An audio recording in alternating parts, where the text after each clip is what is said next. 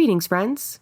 My name is Jessa McLean, and I'm here to provide you with some blueprints of disruption. This weekly podcast is dedicated to amplifying the work of activists, examining power structures, and sharing the success stories from the grassroots. Through these discussions, we hope to provide folks with the tools and the inspiration they need to start to dismantle capitalism, decolonize our spaces, and bring about the political revolution that we know we need. Welcome to the final installation of our miniseries, Setting Precedent, the Right to Protest on Campus.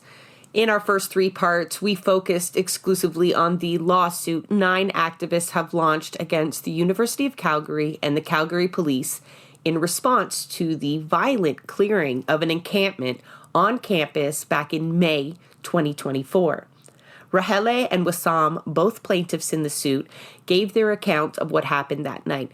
Their legal counsel also joined us to talk about the specific charter violations at the heart of the case.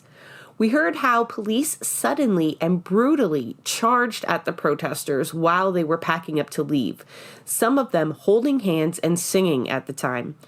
According to our guests and their statement of claim, police pushed and pinned people to the ground. They used tear gas and fired civilian munitions at them. Multiple people were seriously hurt. It was an extraordinary response to what had been a completely peaceful protest. Students were building an encampment to amplify the demands they'd already made of their institutions. They'd called on the university to disclose their investments and divest from any companies complicit in the genocide. They had been completely ignored. As is typical with most instances of police brutality in Canada, the state closed ranks around them and took no issue with the clear charter violations, including violence, in a place where one expects to see protests, a university campus. But there's clearly been a shift in the last few years, more specifically since October 7th, 2023, and the resurgence of the Palestinian liberation movement. Our next guest is here to describe the ideological clashes that are happening in these moments, and she's the perfect person to do it. Dr. Roberta Lexier is an expert on the history of student movements in Canada. So, although we start off by asking her about the University of Calgary encampment, we get to hear about a few cases across Canada where students are at odds with their neoliberal institutions over Palestine and their right to protest on campus. If you missed the first three parts, they are linked in the show notes, but you do not need to listen to them in order. They're all standalone episodes. We're also posting a link to the Legal Defense Fund for the plaintiffs in there. We love to report on how resilient these activists are and how the attempts by the state to incapacitate them have all failed. But the reality is there is a cost to all of this. Legal fees are just one of them. Chip in if you can. You can also help by sharing their stories like we do. Now let's meet Roberta and learn more about what's happening between these institutions like universities and the student movements created within them.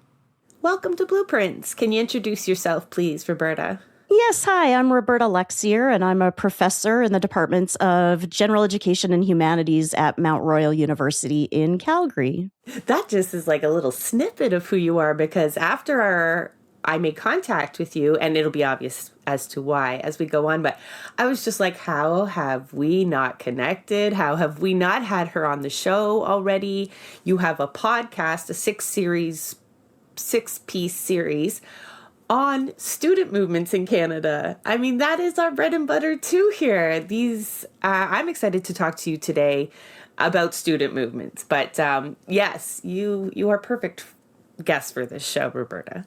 Yeah, I mean, I was really excited when you got in touch because, I've been doing this a really long time. I started studying student movements when I was a graduate student like 25 years ago, and I've been studying them ever since. And right now, it seems to be a really interesting time to be an expert on social movements and student movements in particular. So it's really great to get to chat about all of these things. And it's like so fluid that it's even hard to consider yourself an expert, right? Because just when we think we figured it out, our opponents are maneuvering. It's such an exciting time to be studying these movements as well. But yeah, I'm excited to pick your brain. We have been talking about the University of Calgary. The students there just put on a lawsuit. The audience likely just heard or are hearing from their lawyers. You will hear from our lawyers. We're going to hear from the plaintiffs as well. But I thought we could talk about this in the greater scheme of things. How this, your theories as to why it unfolded the way that it did, so brutally, violently, and swiftly, on behalf of a few institutions.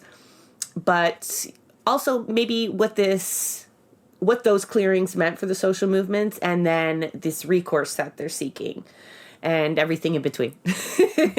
Sounds great. Awesome. So why do you think, considering, lawsuits are pending, it was really bad PR, social media was blasted with images of police assaulting students, using tear gas, why do universities, in particular the University of Calgary in this instance, why did they respond in such a brutal fashion to something that seemed so simple? Like we see sit-ins historically. This was just an encampment. They were already right across the country, but they were not having it there. What happened? Yeah, I mean, this is one of the things I found really interesting when the encampments began in the spring of 2024 is, as an expert on student movements, I was watching closely. Also, as an anti-Zionist Jew, I was watching very, very closely. And I was, on the one hand, quite shocked by the response of the University of Calgary, and we'll talk about some of the others as well. And on the other hand, not shocked at all. So on the not shocked at all side, I would point to, I think, the traditional response to Palestinian activism, what we might refer to as the Palestinian exception, right? That, Palestinians are not included in our human rights discourse. We're not going to treat them as the same kind of human beings with the same kind of rights as other individuals. And this is, well documented in Canada and globally, that there is a real suppression of Palestinian activism. And so I think, right off the top, there's that kind of automatic suppression that's going to happen. And I think some of this is grounded in racism, in diversity on campus, and some of the struggles against a more diverse campus. But I think, that's a really essential part of this particular encampment.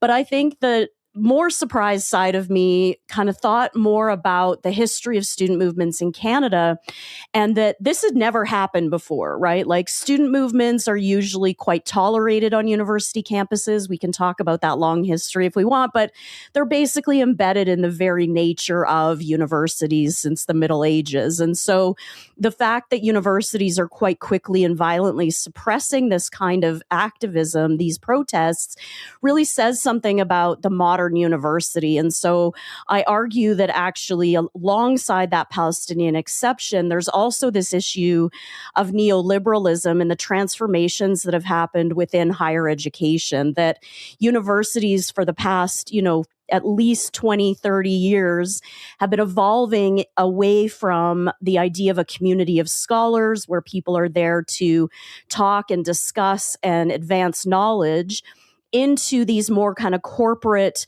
entities that have a very hierarchical structure and really see the purpose as job training or utilitarian. And so this means that, the presidents of universities act more like CEOs. Faculty members become employees, and I could tell you all sorts of reasons why I think that's a problem and where we see that. And most importantly, in this conversation, students are treated as customers or clients rather than as members of a community. So they don't have the same kind of rights to participate. And as part of that, we also then see universities treat their property as if it's private property. And this is where I think it connects into some of the other encampments across Canada, which we can talk about if you want. But so I think from those two perspectives, University of Calgary has gone incredibly far down this kind of neoliberal corporatist route. They're very dependent on donations and investments, which is what the students were kind of raising as an issue, because public funding has largely disappeared from the sector.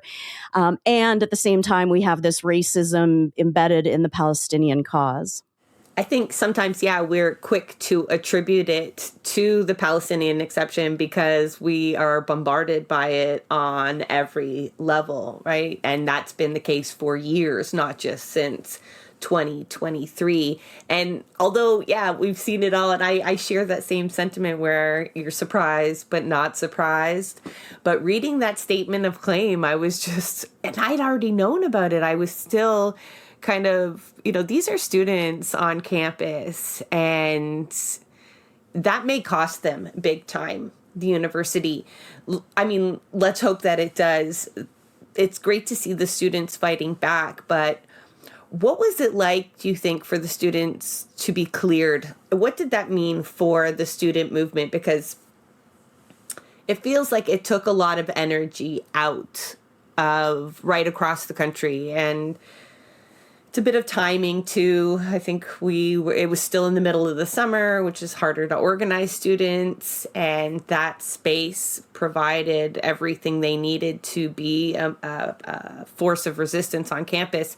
So I understand, like, logistically it became a problem, but let's say spiritually, emotionally, what was your read on post eviction? Yeah, I mean, I think there's a number of different points I think we could make here. And one is that, these days people are like, why isn't everybody protesting all of the stuff that's going on in the world? And the answer to that is that they tried and they were violently suppressed. And that makes it really difficult for people to continue on. I mean, I don't know how many of your listeners have been involved in activism, in protests, and those sorts of things. And it can be really traumatizing having to experience tear gas and pepper spray and rubber bullets, and just even the violent intimidation of the police.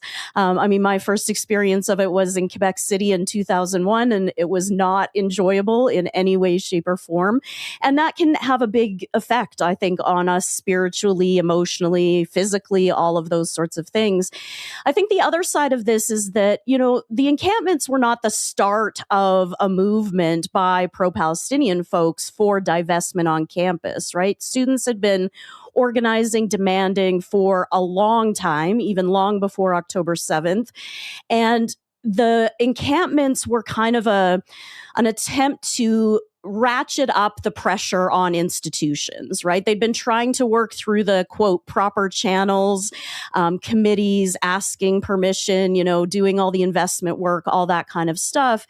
And usually what happens in student movements is when those tactics don't really work, don't produce the outcomes that we're looking for, we then up the pressure through public protest and demonstration. And so those encampments were kind of the end or a point in a much longer process of trying to affect change. And so when they were attacked and dismantled so quickly, I think it really then put the students in a position of having to figure out what to do next.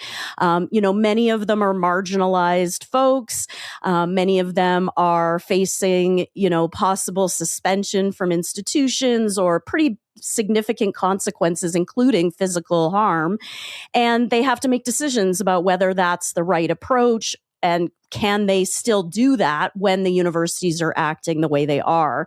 And then I think the third piece I think is worth highlighting is that we now have a big question before us about where do universities fit within our society, and what are the rights that people have within those institutions? So for a long time, and according to a 2004 Alberta Appeals Court decision, universities are considered public spaces, right? The Appeals Court ruled that the charter applies to the university campuses.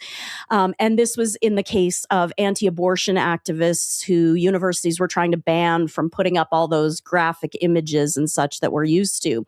And the court said, no, you can't ban them. This is free speech. The charter applies. But now in 2024, we saw universities right across the country claiming that they are actually universities were claiming that they were actually private property. And so I'll give you two examples, I think, alongside Calgary that are interesting. And one is the University of Toronto, and the other is McGill University. So both of those universities had pretty big encampments, and they both immediately appealed for an injunction to shut down those encampments. So they go to the courts and they claim two different arguments. One is that these protests are violent and anti-Semitic, and the other is that they are violating private property rights and interfering with the, quote, essential operations of the institution. Now, in Montreal, in Quebec, the courts refused to grant the injunction. The Montreal Police, for various reasons that have to do largely with student movements and bad experiences in the past, decided that they wouldn't take action without an injunction. And so McGill administration calls in a private security firm with connections to Israel and the IDF to clear out their encampment, right? So they ask for an injunction, it's denied, they clear out the encampment anyway. At Toronto, the court rules that the protests are, one, not violent or anti-Semitic, but two, that they do violate the private property rights of the institution and are interfering with essential services. And so the students there decide, rather than risking violence from the police, that they will dismantle on their own once that ruling comes down. And I think part of what's interesting about these cases, these lawsuits that have been filed against both University of Calgary and University of Alberta, we should remember there's one there too. Both of them are kind of challenging this new approach to higher education as being a private space with essential operations.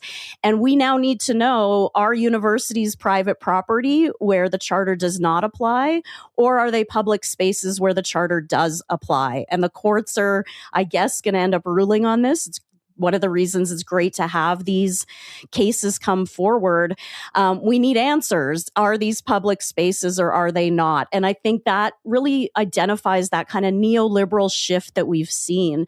And as much as I think I do an important job and, my teaching is really important, to call us an essential service is a little rich, especially when they're defunding so hard. They want to cut back universities and yet claim we're essential. So, I think there's a lot going on here, I guess, is my point. What an awful space to be in, where you're trying to argue that not just your job, but the idea of post-secondary isn't essential, but you know what I mean. Exactly. Just this battle with the institutions brings me to a point that one of your guests brought up in your introduction episode of the series that I'm going to link in the show notes because you folks need to listen to it.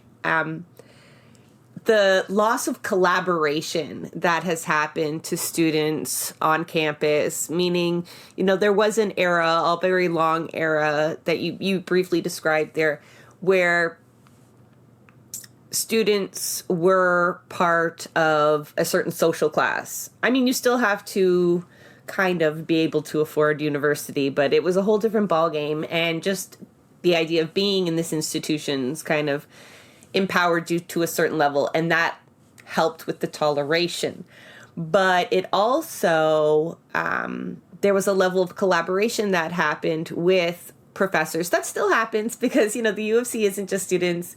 I keep saying students, but, there are faculty involved, but a lot of them are staff. And then the administrators of these institutions have become just massive barriers to student movement. So let's just talk a little bit about the fact that these students now, instead, it's not just that they've lost the collaboration, they have to fight whole new battles within these institutions they have to revolt there before they can really be effective in the larger revolt. To be that key part of most revolutions, right, is a healthy, robust, militant, almost student movement. And our different levels of government have spent ages tearing them down in different ways. Neoliberalism leads to the defunding, but we've seen in Ontario, we talked to the student union about the changes to student loans, just really sucking them dry and attacking their ability to form unions and how powerful those unions can be. these are eroded institutions, the student unions. And so in that context, it's actually amazing what the students are still able to accomplish despite having to manage lawsuits. A shout out to TMU as well, University in Toronto, that they are also, their students and faculty suing for their use of the anti-Semitic claims, and defamation and whatnot. There's various avenues people are pushing back, but holy hell, so when we sit back and wonder, why isn't the student movement as strong as we wish it would be, or maybe that we have seen it in the past? And there's lots of answers to that, isn't there? It's complex, but yeah. Yeah, it sure is. And I think, you mentioned a really important point that I think is worth highlighting a little bit, which is the sort of class dimension of this situation, right? That, for millennia, I mean, not literally, for centuries, universities had been these communities of scholars, but they were also, of course, very elite. Universities were places where the elites would send their kids to get education that would lead them into the elite of society. And I think we can still see this in many places. There's this great work on the Columbia encampments, of course. And part of the conversation there is that, most of the students who are at Columbia are, of course, the kids of elites in society, right? Whether that's politicians and diplomats or media or whatever that happens to be. So, to a certain extent, universities are still elite institutions, and especially the private ones in the United States. But what's also happened at universities since the 1960s, when they were opened up to a larger community, is that we now have a much more diverse student population. And I mean that from a variety of different perspectives, right? One is, of course, class, that even though tuition is outrageous and student loans are impossible and all of those things that I also know and think we need to be fighting about, the masses of students coming to campuses represent a variety of different class backgrounds, right? So these are not just the kids of the elites. I mean, my students at Mount Royal are often first gen students. They are the kids of immigrants. These are not, the kids of the prime minister or whatever it happens to be. They send their kids elsewhere. So, there's been that kind of class democratization. There's also been a gender democratization that, in 1989 is the moment when women for the first time outnumber men on university campuses. It used to be a very male-dominated world. Women, if they went, it was assumed that they were going to find a husband, not get a job or a profession or even knowledge. But that's, of course, changed, right? Women now dominate the university system. I think we're at about 65% female. And I do want to highlight that the stats only show male-female gender splits. Anybody who doesn't identify as male or female is put into an other category that's only recently being counted. So I'm not intentionally being dismissive of the different groups, but that's where our stats are. So women now dominate in higher education, and people will say this is a big crisis, right? That higher education is not working for men. But in reality, it's just that women need a higher education more than men do in order to earn better wages and do all of those sorts of things. And then finally, I mean, there's many others. I think we could talk about the rise of neurodivergent students on campus, because I think if we look at the encampments and other protests, many of those students identify as neurodivergent. And I think that is important to modern day social movements, that people who, think differently than the maybe standard or status quo have a hard time accepting injustice, accepting when universities are hypocritical, all those sorts of things. And then finally, I'll just say there's also been diversity around race, where, the universities of the 60s were almost entirely white. Whereas now, they are very diverse from different religious and ethnic backgrounds. And I think that then changes how people look at those institutions. They are no longer now these elite places where the, wealthy white male rich kids are, just learning to go into the new system. But these are, the hordes, the masses, all the people who need education to actually succeed in our society, but they're not as esteemed maybe, or not held to as high a regard as those earlier groups. So yeah, the institutions, although despite all the attacks, just the nature of them still create the conditions for activism, right? Your critical thought amongst your peers, whatever they are. I'm not an expert on that. They clearly do, right? They create activists, but the foundations around them and the institution have become so rigid to that, that it's shifted. So much from what you just said, though, I should have had my pen out to make sure I hit back on them, because how validating to hear an expert acknowledge that we're not just noticing it ourselves, people, that you are running into mostly neurodivergent people, or a lot in these spaces. I don't know how many times we have a guest on and we're just kind of looking at each other like, or we openly acknowledge it at the beginning. But yeah, that was interesting. I don't think I've ever heard an expert say it. It's more just these personal anecdotes. But yes, to think that also this diversity or this democratization, because even as your guest put it, and I'm typing out the quote, and I might get it a little bit wrong, but it was like the impact of student movements has diminished because this massive wave of democratization. And again, it's like this catch-22. We're not essential services. Oh, but we are. Please fund us. But open up the doors for the universities. But that's why. And it's not like blaming the fact that we are opening the doors and making these institutions more accessible and allowing more people to thrive within them.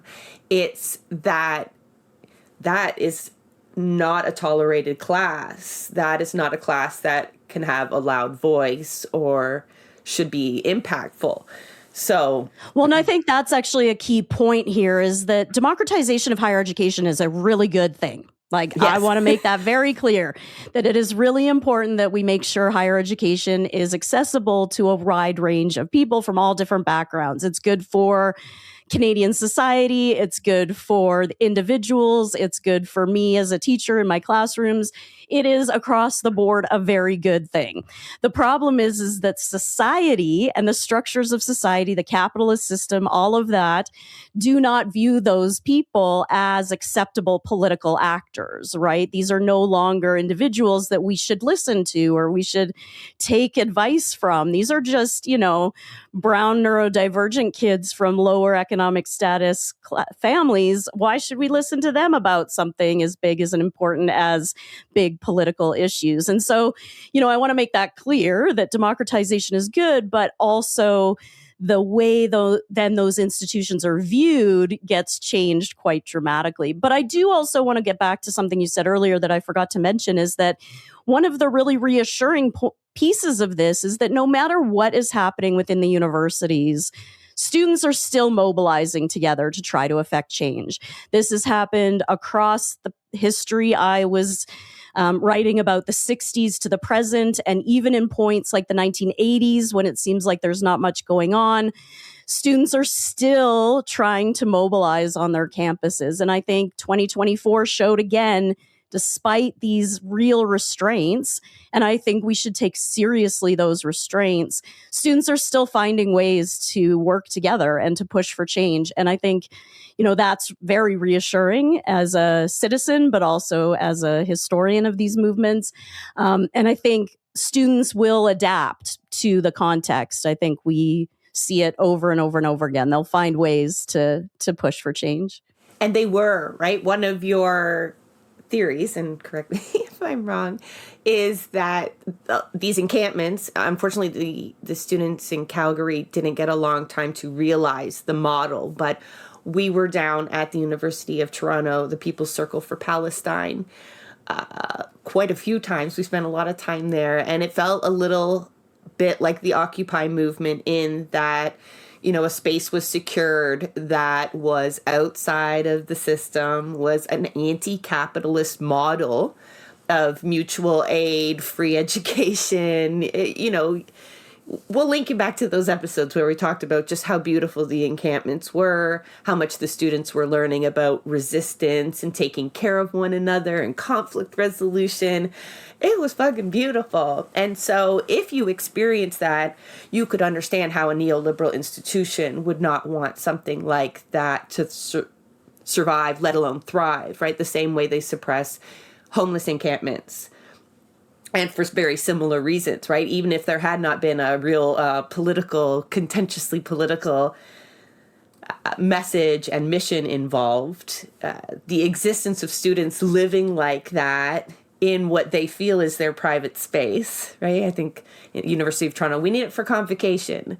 No, you don't. But all of that argument aside, yeah, it was a transformational model that they now know, right? You can take them out of the encampment, but you can't take the encampment out of them, and they can't unlearn it. So I hold a lot of promise, especially in the encampments that we're allowed to. I hope universities aren't hearing this and they're like, well, then that's why we shut them down. We don't want them learning that model. Well, and that's, I think, a really interesting point is that, part of neoliberalism is that we have to shut down alternatives, right? That there's no alternative to our current system. And when students are finally living an alternative that is very beautiful, it has to be shut down in lots of different ways. But this is also why student movements were seen as valuable to higher education for centuries, is that they are an enormous learning opportunity, right? They are putting into practice the things that we are teaching our students in our classes, right? The best form of higher education is when we learn about the world we live in and our place within it and how we might make it a better place. And that's exactly what those students were doing. But I think they also moved the needle on this issue, right? Like, it's hard to say that the encampments were successful because ultimately they were dismantled quickly, violently. The people in them have a lot of trauma that they're going to have to deal with for a long time. Activism has been largely put to the back burner because of all the reasons we talked about. But look at how opinion is shifting on Palestine, right? Like, this is a 50-year fight that finally people are starting to say, oh, wait, maybe this actually isn't the way we should deal with this. And I think the needle is moving, which is why they were so afraid, right? They don't want that needle moving, and they don't want students who are often kind of the leaders of these kinds of movements to really have that kind of effect. And I'm proud of the students and the whole movement, of course. The encampments are just one part of that. But they really, I think, have moved the needle, and I think will continue to do so. Absolutely. I think it was a student from UBC or the alternate campus, UBOC. These acronyms, they get me. You folks will know that. But they were on hunger strike, and we interviewed them, and you ask them about the effectiveness of what they're doing versus the risk that they're taking, or maybe the resources they're spending. Not them in particular, but we make these choices as we choose actions. And they kept in mind that, you never know which drop of water will overflow the cup. You contributed to that. You don't know if it's your drop, the next one, but it's like you'll get there in our lifetime. So, yes, it's so hard to measure success. And we do post-ops, right? We're like, let's see what happened. What can we learn from it? And we can say, like, this was successful. This did not work. But you do sometimes want to look back at an action and be like, we won. And yeah, so many of them just won't deliver that. And the encampments, it might not be tangible, especially to an outsider. But I hope the students, especially those who ended up experiencing trauma, can find measure in what you said as well, that needle has been moved because of the work that they did, and the fact that when they do it, they continue to keep Palestine front and center. This is the real struggle of student movements, and I would argue social movements more broadly, that, it's thankless work at most of the time. There are very few moments where there's a clear victory. There are times, of course, when we can see things change, but generally social change is very slow and it happens in ways that we can't always expect or, forecast. And so it's really a challenge. And I go through this as an activist, of how do you keep going when all it seems like is failure, retraction, retrenchment, all these sorts of things. But as a historian, I can tell you that everything's changing all the time. This is not going to last forever. It can't. Nothing ever does. And so we have to remember that each step of the way is an important part of the step. And we may not see the results, but all we can do is contribute. It's really the only option. And so, for all of us struggling out there, I think that's an important thing to keep in mind, that we just got to keep going. It's all we can do. We have to reassess, reevaluate, and keep on moving. And as I say to everyone, just resist however you can, wherever you can, whenever you can. And that's the best we can do. I think I'll play that on a loop, especially from the historian, the expert on the topic, because, it feels like anything and everything. But yes, we've lived through great shift. We will live through another one. Is there anything that you've noticed in the last few years that you feel like we aren't talking about enough as it relates to student movements?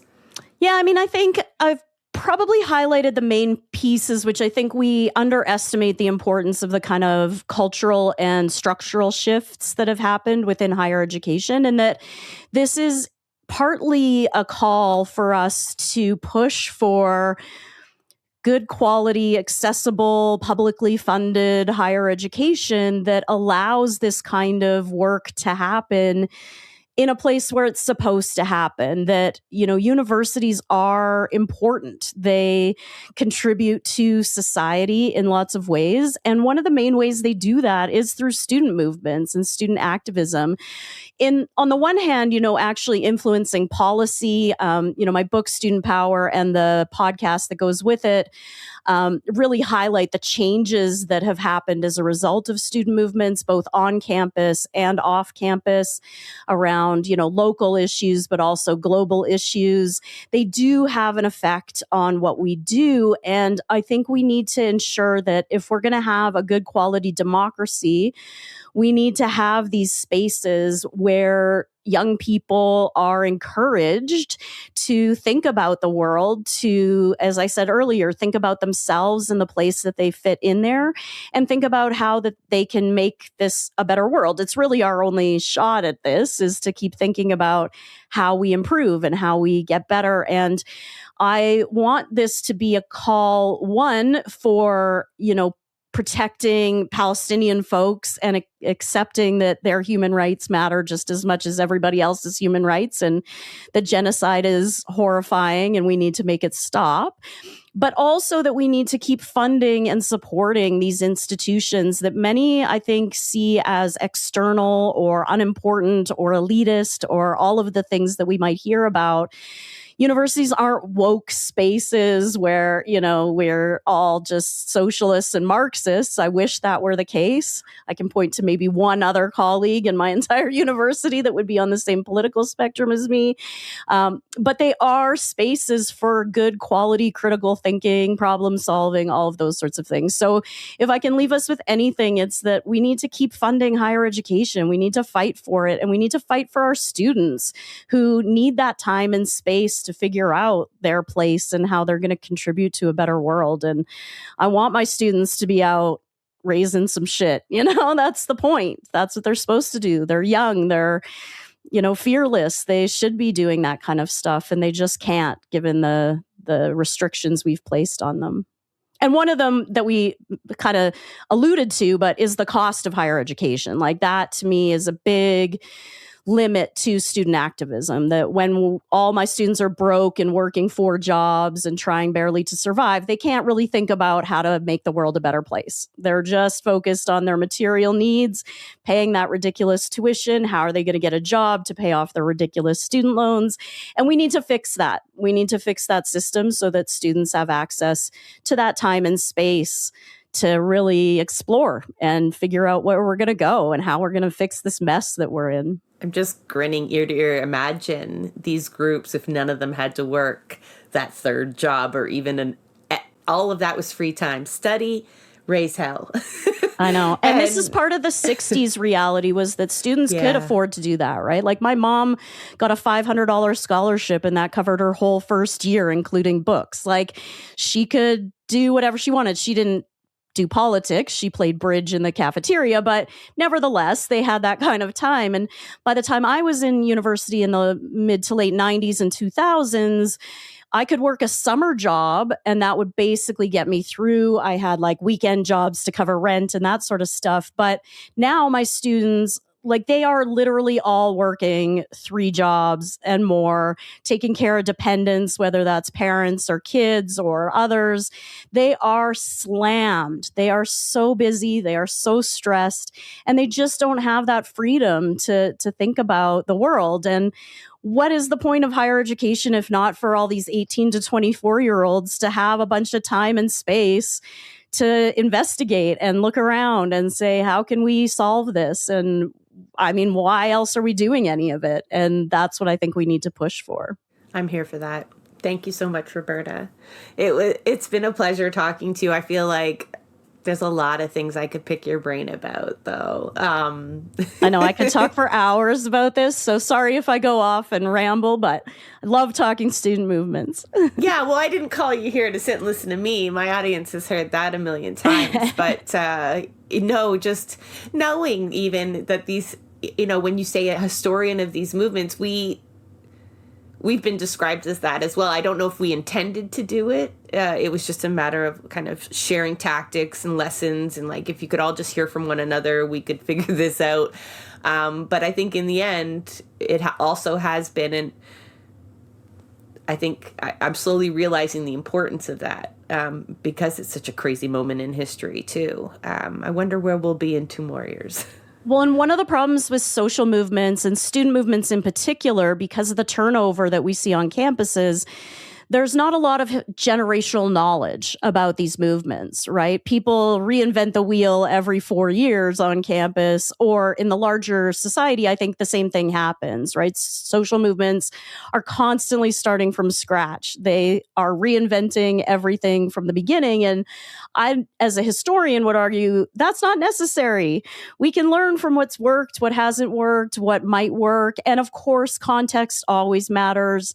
Things are always going to depend on where and when we are. We can't just duplicate movements from the past, but we can learn a lot from those movements and those people who have come before us, and stop reinventing the wheel. Like, let's just keep moving forward instead of having to go back to the beginning every single time. Like, we have a lot of knowledge about how this goes, and let's just share it and continue to learn from it. And thank you for sharing it.